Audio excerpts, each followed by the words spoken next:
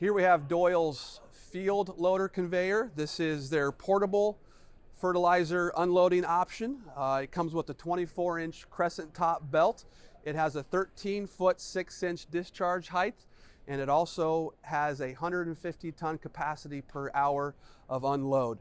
This is a great, easy solution if you need something in the field to unload fertilizer out of a semi or a truck going to some kind of spreader.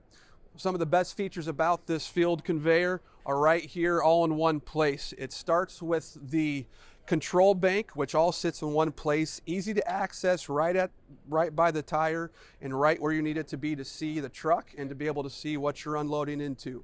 The next great feature is the hydraulic power mover. This gives you the capabilities to move this thing around the field, get it in and under the truck in an easy fashion, and easy to move around where you need it.